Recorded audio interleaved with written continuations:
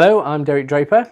And I'm Eloa, and in this episode of Derek Draper Space, we're going to be talking about chapter 11 of the book Create Space, Space to Balance. Ah, So the story is of Travone and his near-death experience, and the lesson is work and life aren't in opposition. Creating space to find balance between them will make you more successful at both. very wise. Who wrote that? I think it might have been you, Derek. Yeah. So could you tell us the story of Travone and also just give us a sense of the context of this chapter?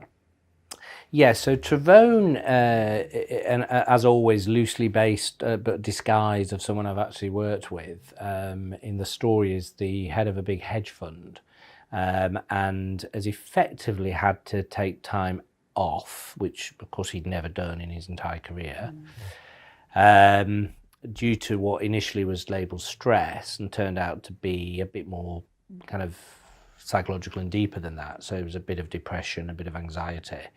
Luckily, I'm a therapist as well as being a kind of executive coach, so I was able to kind of help with that bit as well.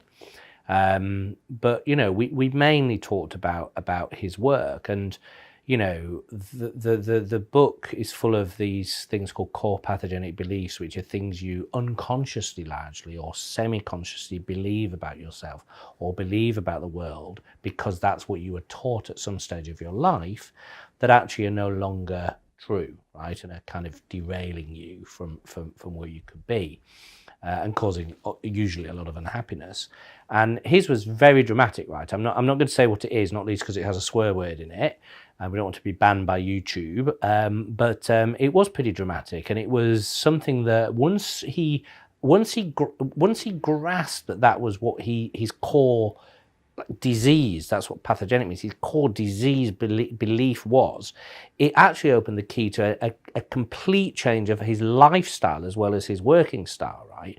So it was very kind of profound stuff. But he had to be, I mean, he was pretty resistant, right? He was you talk about alpha male, this guy was like triple alpha male. It was pretty tough for me to kind of get him to think about some of this stuff that he thought was just, touchy-feely bullshit, is what he said. But we found a way of doing it, and it did make a big difference. And so far, so good, right? It's about 5 years ago, but he still, managed to keep his life into. It goes out of balance, which it often does, right? I don't think it's about your work-life balance is not a kind of precise thing like a set of scales, right? It's going to go up and down and twist around, and but you have to be working at finding the balance all the time, right? That's the key. It's kind of like being on a bicycle. If you're on the bike, and I've got a great story of a friend of mine who had his clip-in pedals, and he came to some traffic lights, stopped at a red light, and tried to stay upright on his bike. And some people do that thing. Yeah. Even then, the point I want to make is to be in balance, you have to kind of be in motion, right? To kind of keep the balance going. Yeah. This didn't happen. He stopped. He literally fell sideways, clonked down on the pavement, and got up and checked his bike to kind of make out that something had actually gone wrong with the bike, rather than he just wasn't able to keep interesting. Very interesting, yeah. Well, what a great question, right? So when our lives are out of balance, who do we blame? Right? It's my boss. It's that bloody place I work. It's my wife. It's my husband, right? And now we do say that the way you've been brought up can affect you a great deal in this book, but also you can take that too far. It was my parents, right? All may be true, by the way, and probably to an extent are. But we talk about accountability in the book. You start with yourself, right? What am I doing that is leading to me not having this balance, And that's what we eventually forced Travone to look at.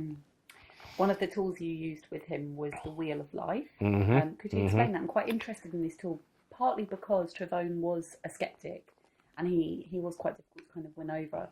So tell us about this tool and how you used it with him. Yeah, so the Wheel of Life is very simple, and I didn't come up with it. I had it offered to me in therapy a long time ago, and I wasn't quite as bad as Travone, but I was kind of, I was in the same ballpark. And the Wheel of Life is very simple. It's a circle that you split into 4 quadrants: self, family and social, work, and spirituality. right? Now, people get work, right? They kind of get family and social, right? And interestingly, the ones they get are the ones that are usually the biggest kind of slices of the pie, if you like, right? Because what you do with the Wheel of Life is you kind of put your each one of those four things in the size of a slice that you think it takes up of your life, right? And then people say, well, what do you mean by self, right? And it's not the social activity you might do, like a nice dinner party or anything like that. That's important and great, but it's literally about you, your self-care of you, right? You know, things that you do for yourself, right? We go on holiday, we go with another couple of families, we always go to a beach resort. I like it, I enjoy it, but actually I'd love to be hiking up a mountain. When did you last hike up a mountain? 15 years ago, right? Now you can go and hike up a mountain, right? You know, your family commitments are not that strong that you're not allowed to hike up a mountain for 15 years. So, you know, what are you doing for yourself, right? And then there's like the more clear, you know, meditation or, you know, other things that provide you with pleasure that are unrelated to anyone else. It might be a creative pursuit. It might be could be a creative pursuit. Art, could be making an art. Oftentimes, to go back to what we talked about in another episode about things that you used to do, right? It can often be things that something you used to do, you don't do anymore. You kind of just assume you can't, and then when you think about it for 2 seconds, it's like, why can't you? You know. You know, you may not be able to go off for 2 weeks climbing Mount Kilimanjaro, right, if you've got a young family, but you can go up the local hill, right? And then spirituality, right, which again, people kind of think, well, what do you mean by that? And it's not just organised religion, you know, it can be things that you find. I use the word transcendent, right? So it's something about not in some way of this world, which some people will get from being in a forest, right, or in the middle of a lake, or whatever, or you know, looking at the pyramids. It can be something like that, right? There's also something inherent in the word spirituality, right, that's about, as I say, transcendence, but also about something outside you, right, whether you want to call that God or not, right? And Pia Melody, who I was lucky enough to work with, and is one of the sort of great therapists in the world, she says, spirituality is the experience of being in a relationship with a power external to you and greater than self that provides acceptance, guidance, solace, and serenity, right? Which, as I say in the book, kind of is an allusion, I think, to God, you know, maybe the most mysterious space there is, you know. It's not for everyone, but I think if you look at that wheel of life, you should have something to put into that spirituality slice, right? Well, whatever it is for you. It might be an amazing piece of classical music. It could be, that whatever that thing is that makes you feel transcendent. I know for lots of people, even if they don't necessarily believe in God or identify as somebody spiritual, there is something about big nature that inspires, that creates a sense of awe, and I think that's kind of what you're talking about. It is, but I just feel I should be open about it and say what I'm really talking about is God, right? Whether that's right for anyone else. You know, I think you're right. You can have it in nature, and you can have it in music, but I'm not entirely sure you're capturing what spirituality is if you're thinking about, you know, skiing and then going to après ski and listening to ABBA. That's not quite what I don't want to be a spiritual snob. That's not quite what I know. To. Anyway. So let's think about something that's quite different from this, which is... Sorry, well, before we do, let's stick with the Wheel of Life, right? Because once you've done your kind of slices of the pie based on what your life is like now, you then draw another one and say how you want it to be. Right, and then you have to think, well, how do I move from one to the other? Is that possible? Right, and of course, as ever with change, you don't have to change 100%. You don't have to move instantly. How can you move towards this other life that you, when you consciously think about it, you want your life to be made up of, rather than where you've ended up, right, without really even thinking about it? Yeah. What I was going to say, and I'm really glad that we paused and went back to that point because it's really important, is this other idea, which is quite different, the idea of the corporate athlete. Yeah. So this was an HBR article that was published a few years ago. Yeah. You talk about it in the book. What are the kind of key points or the highlights of this idea? So there's a lot in the corporate athlete, and it's definitely worth people reading, right? I try and summarize it a bit. For me, the incredible you know, when somebody does a really good piece of thinking, and you think, God, that's right, actually, but I've never thought of that, right? And what they say in there is that an athlete does not perform 100% of the time they are working, right? An athlete will have rest periods, they'll have training periods, and then every now and again they will go out and run the race or play the match, right?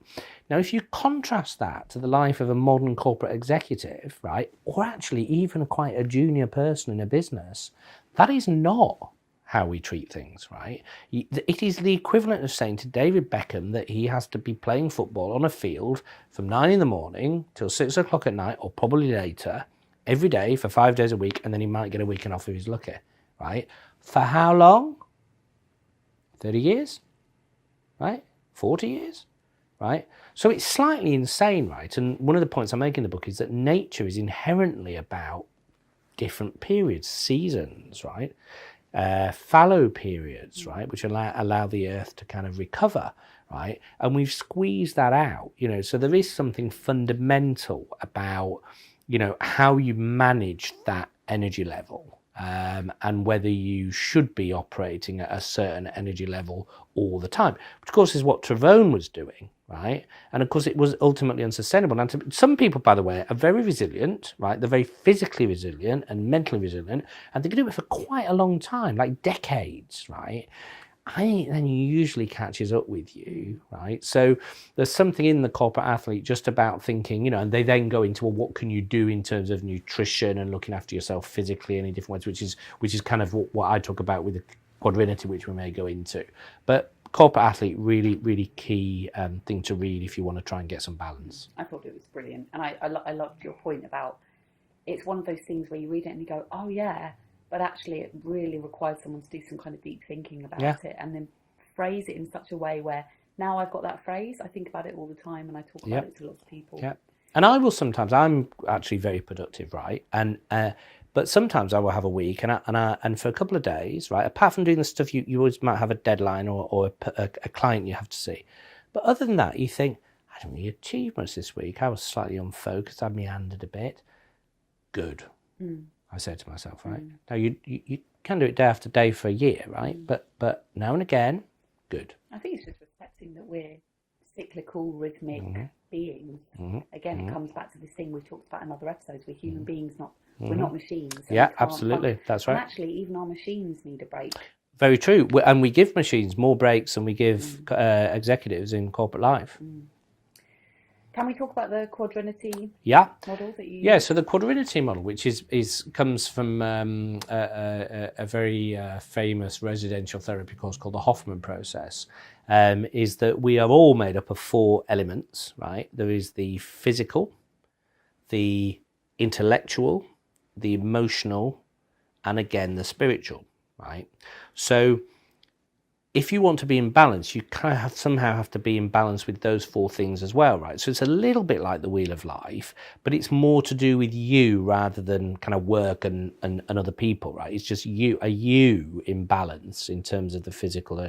And the book goes into some details about what you can do to kind of have the kind of your physical self at a peak level, you know, which...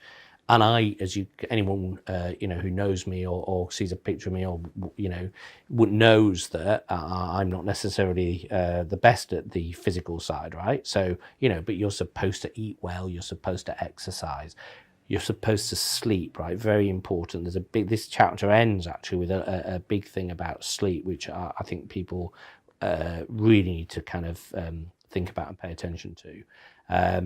But then there is the intellectual side. So, you could say, by the way, that the book is split up into these 4 areas because, in a way, the intellectual is the space to think, right? The emotional, the third part of the quadrinity, is a space to connect.